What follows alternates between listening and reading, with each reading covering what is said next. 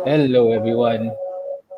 Welcome again to another episode of The Green Factor, where we talk about green design and the business of sustainability. With me, Haris Green, the Green Carpenter. And today we'll be talking about good design is good business. And we have Encik Asri with here today. So without further ado, I would like to uh, ask Mr. Asri to introduce a little bit about yourself and your design journey lah. Okay, Asri. Okay, thank you, Aris. Thank you for having me. You want me to a Alah, little bit tell about my design journey? yes, just a It's little about bit lah. uh, it's about 40 years my journey. I'll do it in 4 minutes. Is that okay? Boleh. Okay. Frankly, hi everyone. My name is Asri Ahmad. Currently, I'm working as a design consultant with a brand consultancy called Rifai Chwaseti. I'm also co-founder of Reka Negara. And today's topic, importance of looking at design as more than just aesthetics and taking more than that. Uh, I'm asked to briefly narrate my design journey. Okay, I started in early 80s with one of the most reputable design agency, which is called Johan Design Associates. There, my job is to be in charge of three-dimensional designs. Okay, every time there is a new, every time there's a new corporate identity being conceived by Johan Design, my role is to ensure that it is not merely for printing application of the identity, but also on three-dimensional. So my scope of work was basically getting things on liveries. Um, in fact, some of the clients at that time were first 5 petrol stations that was involved in the signage system, wayfinding system, application of all those corporate identity on livery, on Malaysia Airlines, first airplane, and offices, front shops, showrooms, exhibitions, and everything that relates to design three-dimensionally, including wayfinding, and which is basically what my job is. After 10 years, I've been invited by an advertising agency to lead the design arm. And when I went there, I realized that, wow, design only play one role. There's also advertising, PR, events, and digital as well at that time. So again, I was exposed to what brand strategy is all about. So when it comes to brand strategy, it involves the deliverables. The deliverables are the design aspects of it. Whatever the brand promise, the design needs to deliver that promise. So every touch point is what. So during that time, but before that, I just want to recall back when I entered advertising, one very famous word by Victor Papanek. He's known for design for good. When I was a student, he said that uh, I may be lynched by the advertising people, but he said that advertising is persuading people to buy products that they don't need to impress people that don't care. So that's his words lah. So when I enter advertising, fair enough, there is a famous saying by that says, advertising is truth well told, lies well sold. So it doesn't apply now with this situation where people are beginning to realize that it is not for economic reasons. The sustainable design is for everyone, for humans, for environment, social aspects as well. So after that, I started to coming up with my own design firm with partners with designers as well. And then I think about 3 or 4 small agencies I've started with designers. Then I realized if I were to do just design among design partners, my knowledge would just be design alone. So I switched to another partner who's an engineer. We tried to come up with a product. For about 6, 7 years, we tried to come up with products that requires prototyping, which we came up with on a router. At that time, the last mile for internet is a line, landline. But during that time, it was 3G punya SIM card. How do you connect that into a router? We were the very first few in the world to do that. But unfortunately, you need commercial funds to produce them. We met all the telcos. Then after that, I decided to partner with an event partner for about almost 9 years, 8, 9 years. And our clients was DG, um, as well as Astro and even Celcom. So I begin to understand that design is fulfilling the market needs in terms of what DG stands for at that time. We were tackling audiences from Indonesian, from Bangladeshi and whatnot. So until the end, I realized that design play in every role, in every industry. So when you talk about good design, before you start talking about good design, you need to understand the role of design first.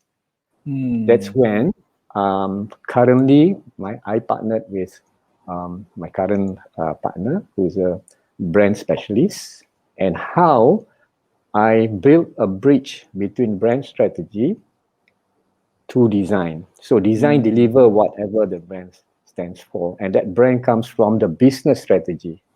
So basically, it is something which I learned through the years.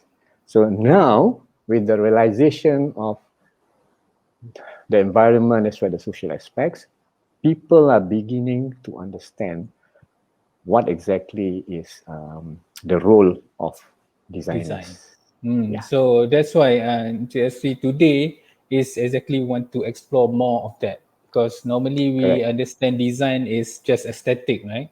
The Exactly. product looks good, and then that is Correct. part of design. So before Yes. we continue, I would like to say hello to Jolene, Raja, and Hazim that is with us right now. Thank you for spending your time. And today we are talking with Encik Asri. He is also one of the admin in the Green Design Malaysia community. So we are going to go into the first question, Encik Asri. Sure. How do we see, how do, like, we want to see that design is more than just aesthetic. You have told a little bit about how it is, tapi how can we go a little bit, how do we want to see design as just more than aesthetic? Okay, that's a good question actually. uh, Basically, if you talk about design, it's either a product design or a graphic designer or communication designer. Uh, Design a product is it's more than just aesthetically pleasing and and functionally efficient in solving a certain needs or problem. Now, if you look at the word design, it's not merely for, it's a process. Designing strategy, designing, for example, a good statement is they failed to design the, what they call the biggest crime. So design is actually a process whereby you think, plan, and execute, merely than that. So when it comes to, I would like to always refer to the end touch points of every design. Now, if you look at if you assess the life cycle of products, if you accept the life cycle of product, we have, once you produce something, you have your website, your advertising, your pre-purchase experience. People say USP, unique selling proposition. Now it's more towards unique experiential proposition. So your experience in that particular product or brand starts pre-purchase. So where your advertising, your website, your collaterals, or whatever you have, that is the brand touch point, which uh, during the past, people used to do that. People spend a lot of money on advertising so that people will buy. Once they're purchased, that's it. I've done my part. Okay, pay my bills, for example.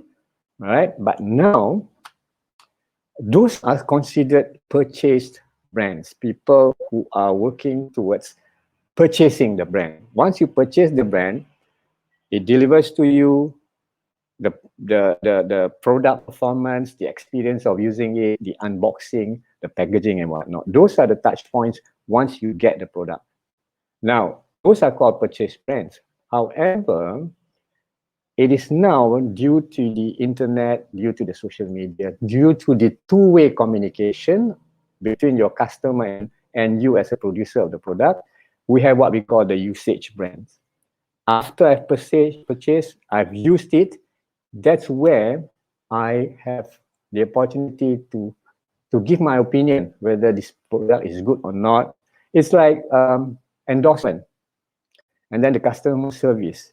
And those are the most powerful word of mouth, so that you have a consistent brand loyalty built there.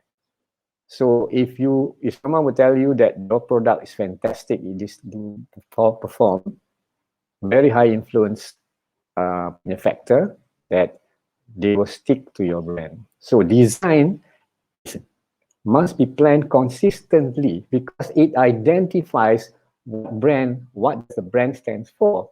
From the moment you communicate your advertising, your billboards, your experience in your website, everything goes right down to the end, where the end of life of that product. So as a designer, I'm not touching about the product yet. I'm talking about the role of design as a whole. So what is important to me is being able to manage design to be relevant. Now that is good design. Most of the time when you talk about that, kadang-kadang when it comes to the retail area, you ask an interior designer to come out, but they will come up with the latest trend or not. But it should relate to what the brand stands for. If you talk about sustainability, so the furniture, the display needs to display that kind of commitment, not the latest trend or whatnot. So basically, that's my intention. Everything is important. So Encik Raja pun have the same view of it. It's like a lot of Yes, intangible form. exactly. It's a very subjective thing when you talk about design, but in a way that we need to understand that design is like that. It is subjective. It is a lot of people can see the same thing in a different way. So that is where the creativity comes in. That is where other input needs to look into and all that. Betul. And it's in every Cik Raja also, every form is important. It's correct. So Yes. it's about looking at all the process that is involved in our business. Macam you said, it's before, it's during, and now you also talk about after, right? So Yeah. why what would be the challenging part of implementing this? Because in a normal traditional way, we look at things in a purely cost-wise, purely monetary. So now we have design input in it. Now we have sustainability input in it. Like, what would be the challenge that would be if we want to start seeing it in a different way? Okay, number one biggest challenge is the designer himself. The designer needs to know beyond aesthetics and functional aspects. They need to know a bit about how design plays its part.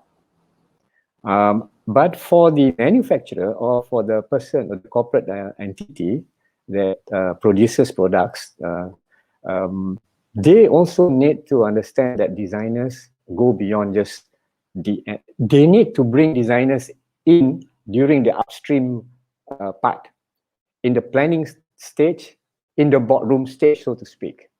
But we as designers need to up our level so that they can trust a designer beyond just the role of a designer.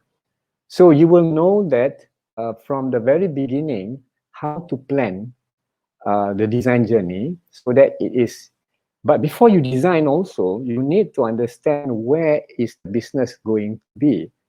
And you need to understand what's the brand strategy. What do you think your brand going to stand for? Example, so it is something which basically requires a lot of research, a lot of findings, a lot of things that you think is necessary to guide the designer in producing whatever he needs to produce.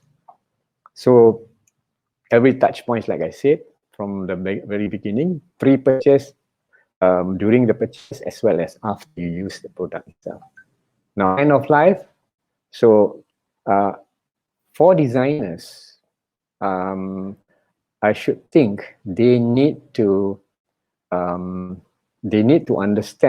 the life cycle, assessment of the life cycle of that particular product.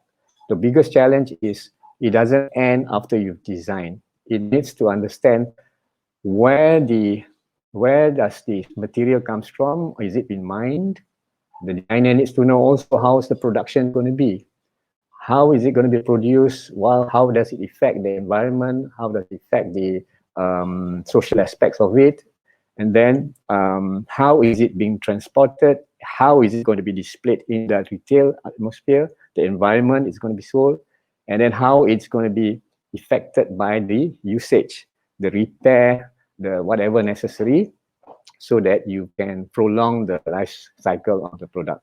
And of course, before it ends life, the end of life, can it be recycled, refurbished, or whatnot? So those areas, the upstream areas where designers need to understand beyond design. It takes a lot of stakeholders in this case. If I'm a company that wants to go into sustainable, can I get a loan from the finance institution? Would the government recognize this as a part of this one? And then I need to know who are the suppliers who can provide me with this, and then the logistics aspects and whatnot. Remember one day when we were young, I was young, I will wait for my char kway teow men to come, and they will come. And you just go over and bring your Tupperware and everything, and then they put in, you bring. They don't use plastic, any of those things. Now it's happening. When people buy products, the packaging is such a way that they have booths. You know, the water dispenser too, they come to you. You come with your bottle, you just easy. So those are small little things that can prolong the product. So basically that's... Yeah. So interesting way to look at this issue.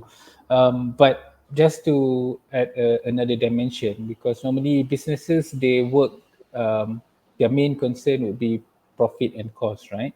So let's yes. discuss more on the cost implication. Like, how can design be used to reduce costs, for example, operation costs? What are your thoughts on that?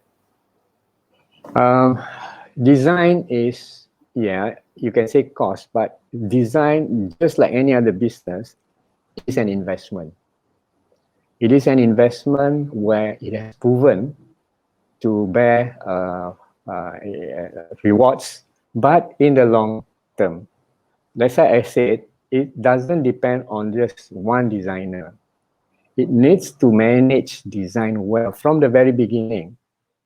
For example, if I'm a manufacturer, okay, I look at it into three areas in terms of not actually positioning, but identifying the brand. Number one, if I'm a manufacturer who produces products, some of my products also end up in the landfills. So I want to produce something sustainable. What do? Perhaps I come up with another brand under this one, just like IKEA, for example. They have Billy's shelving, they got furniture, they got names for everyone.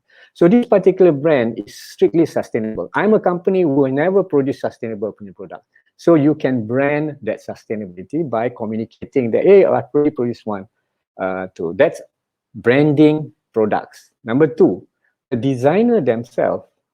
So far, I haven't seen, maybe architects, but not designers who have positioned themselves as a sustainable designer. Meaning to say, he designs everything that's sustainable.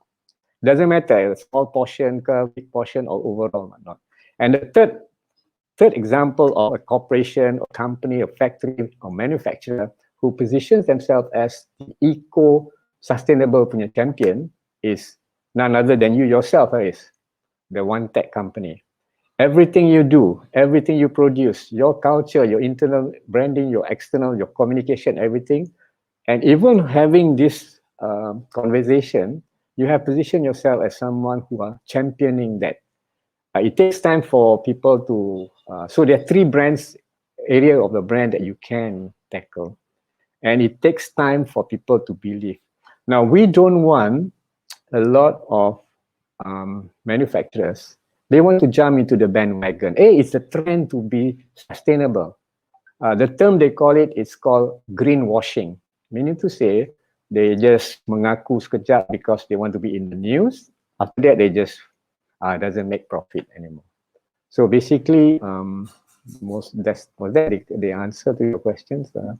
I mean, it's such a short period, 30 minutes to talk about something. Yeah. quite, Baik. Tak apa. quite I challenging. think the idea Oh, is for us to touch a little bit on this kind of issue so that people, the listeners, the viewers understand a little bit on how to understand. start and then to start Yes, their journey, because we want people to start their journey. And this is correct. why we have this sort of bite-sized conversation. And we have Yes, a question from Jolene. The yes, question is, Jolene. how well does business owner director support green designing?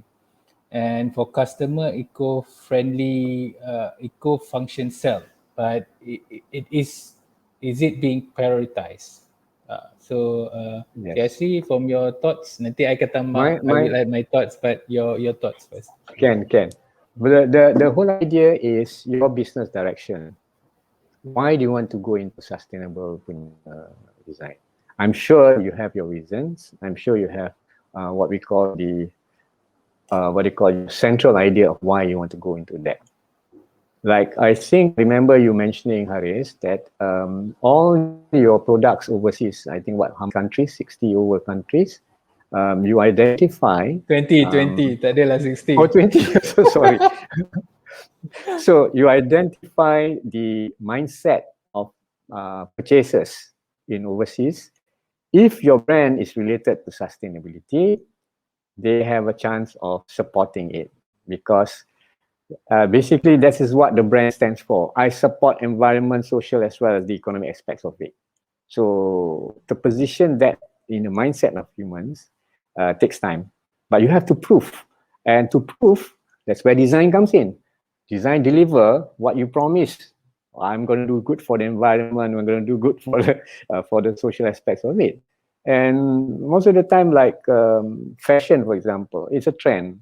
But once you used up that fashion, some people identify the cotton picking society is suppressed. I mean, so many areas like, from furniture right down to, and those are basically what I find when you say how do you support green design. First, identify first what's the reason why you want to do that, because you want to do it, commit correctly, and get the right team of people, especially designers. Bring them early stage at the upstream stage. You yourself can analyze the social, the like I said, the life cycle assessment, how you want it to be, end of life, and then does it go on further. I'll give you one example. You know, FMCGs. FMCGs is one of the biggest culprit in terms of packaging and whatnot. But they are turning into things which is very practical. Instead of, if you buy cordial, you pour in cordial and then pour in water. No, soap, detergent are going towards that as well. Meaning to say, if you were to, you have concentrated soap in a bottle, and then you go back and you fill, even in cubes forms, you go back and fill the water. So you save transportation of water, unnecessary what you call space for transport, and it's up to you to. There's so many ways. I mean, I don't have to narrate here because you can Google anytime you want. So again, back Sure. to the business owner. Why exactly? But I can tell you by about maybe 5 years from now, the support for sustainable products is fantastic. Even as we speak, I was just telling you, Aris, about the support from the government. They are initiating all those things. It's happening now, and pretty soon they will announce like I said again, support from the government as well as the financial institution, because it takes a while to, produce a sustainable product. Mm-hmm. And hopefully, So Green Design Malaysia can help you on that in future. yes, yeah. So I think that's good news for all of us, and for people who decided to you want to go green. I think this is actually the right time for you to go. Exactly. When I started like 9 years ago into this, people don't really understand Right. green. Even I don't understand what green furniture is. So in order, I think to answer that question a little bit, same as Asri, I think the design shouldn't just fall on the designer. Even Mm, the business owners needs to be designer themselves. Like for example, how I mm, did it was I designed the company in a way that it's sustainable. So it doesn't. mm, It's not about the product. It's about mm, the process of the flow, the way we operate. And all. So we design mm, the company itself, the process. So that is how we design in the process. So there's a lot of talk about the second question, like, is it being prioritized by customers? Um, Nowadays, we are getting a lot of orders from corporates. So normally, mm, when the trend comes, the corporates will, the MNCs will be the first that start it, and eventually it will go to SME and in the public. So mm, people want to prioritize sustainability now. There are mm. movements with it, and eventually it's going to be the norm. Everyone needs to be sustainable. Correct. And in terms of the the way we use sustainability right now, I have a lot of people, friends in the green business that say that Malaysia don't really want sustainable product, and a lot of them are not doing well, so they have that kind of sentiment. But actually, Mm, people do want green products, but it mm, cannot be a standalone. So that is why mm, for me, I use sustainability and design, and that is why mm, we are doing well because our product looks good. Because people don't really buy in Malaysian, actually, they don't really buy in into mm, sustainability per se. But if you have like design as part of sustainability, then they will be more. They want to engage with your product. So that is why right now we are talking about design. It's important for sustainable business to look into design as an additional point in terms of growing their business. So we are almost nearing 28 minutes. Maybe one last question for you, Asri, before we go. It's like sure.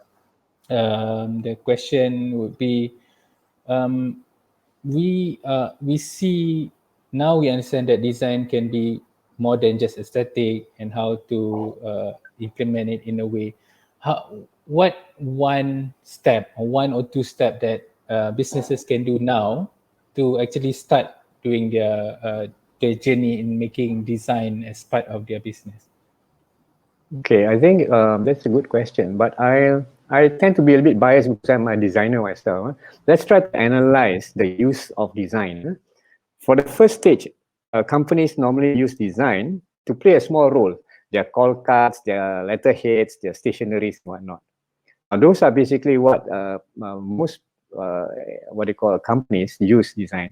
But there are also like goes a bit higher level, which is basically they use it for the supplies of their interface in the marketing aspects, the packaging aspects of it. So they use design. Second stage. The third stage is design play an very important factor in business and is integrated in many aspects of operations and delivery. So that means to say, I always think that when you come up with a central idea, what your brand stands for that particular company, number one, the product itself needs to deliver that it is sustainable. Okay, doesn't matter how it is delivered, all the services needs to be delivered.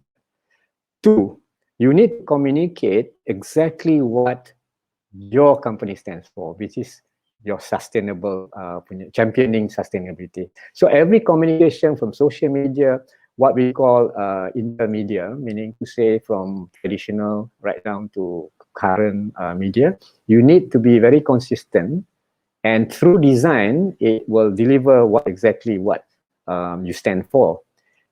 Third area is the environment. The environment is where you sell. If you have a retail shop selling furniture which is sustainable, then that particular environment or the retail area needs to demonstrate that you are not using um, what you call non-familiar, non-sustainable product. And most important, the non-design aspects is the behavior. Behavior is something where you need to train your salesperson, your marketing person, the know-how on sustainable.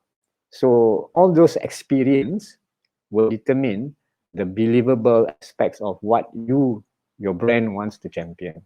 So in terms of that, again, brand plays a very important role. It takes time. Again, design is an investment. Not it needs to be bring in from the very upstream itself. But do we designers have the knowledge, expertise to be on that level? That is something which perhaps we don't learn in college. We need to learn on our own. Mm. Hopefully, Okay, that's yeah. I think okay, this okay. is just this 30 minutes Yeah, of yeah, yeah, on the yeah, yeah. surface. There's a lot Yeah, to talk yeah. about, yeah, Haris. Correct, correct. So Jolene said, "Thank you for sharing. We still need to do a Most lot of welcome, Julian. education on this topic." So yes, before we end, I would like to summarize a bit. So we need to see design as another part of strategy in terms of doing our business, and it's not just about the product design. It's about the whole process of operation of the company and also the stakeholder that is involved. So it's also involved with community, the government, and the people that make. So need to look into all aspects. And it's the same as sustainability. We need to look at in terms of all aspects of operation and the stakeholder that's involved. And so this is where we have this green factor show because we want to have more of this bite-sized sharing where we talk about green design and how green businesses can grow. And if you find this session informative, do share with your friends, your family, or your partners in terms of so that they also can benefit. And we would like to invite you guys to be part of Green Design Malaysia and our conversation because we need more people to talk about this. Yep. And just to before we end, we would like to inform that Green Design Malaysia have adopted um, a sustainable framework from Dr. Sarah. She's also one of our admin. She's a design researcher based on in Brussels, and she have a framework of 80 strategies for sustainable design. And maybe in the future we will look into all this, but this is a good start where we in Malaysia we have a framework or something that we can refer. So that's why Green Design Malaysia we have decided, okay, we want to adopt this framework, and we will also share more information about this with you guys as well.